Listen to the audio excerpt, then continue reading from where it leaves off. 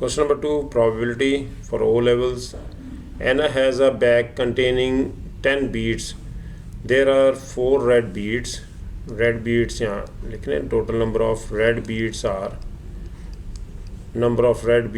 4, and the rest are blue.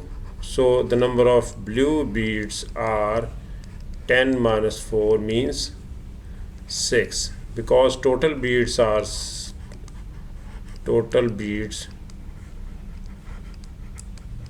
10. So blue beads are 6. Anna takes 2 beads from the bag at random without replacement. Without replacement underline कर लेंगे ताकि ये mistake ना हो कि आपने एक वैल्यू सेलेक्ट करने के बाद दोबारा से उसे ऐड कर ली. तो रेड ट्री डायग्राम ये है कि 4/10 रेड बीड्स की probability. Total number of red beads was 4 थे और टोटल बीड्स हमारे पास थे 10. तो इसकी प्रॉबिलिटी ये बनेगी. प्रॉबिलिटी निकालने का तरीका ये है कि नंबर ऑफ फेवरेबल यानी कि total number of red beads कितने हैं और डिवाइडेड बाय टोटल बीड्स. ये फॉर्मूला है. रेड बीड्स हमारे पास 4 हैं और टोटल बीड्स हैं 10. सो इसकी प्रॉबिलिटी गिवन है 4/10.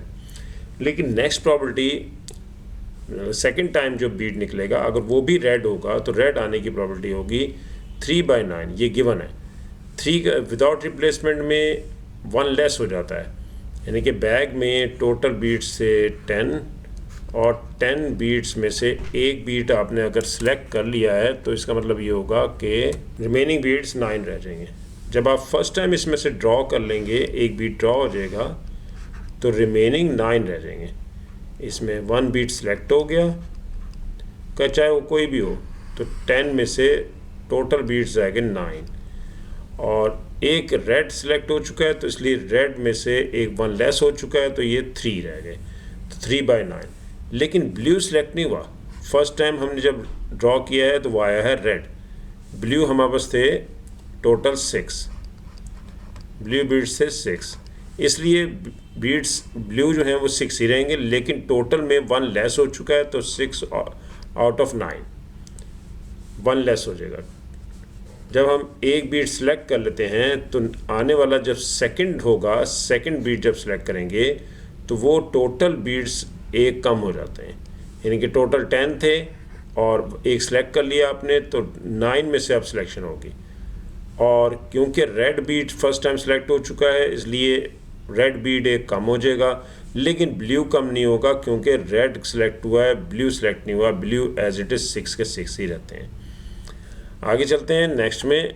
इसी में वो कह रहा है कि अगर फर्स्ट टाइम रेड बीट ना आए बल्कि फर्स्ट टाइम हमारे पास ब्लू बीट्स की सिलेक्शन हो जाए तो ब्लू बीट तो 6 हैं और आउट ऑफ 10, क्योंकि बैग में टोटल 10 बीट्स हैं, यहाँ पर टोटल बीट्स हैं 10.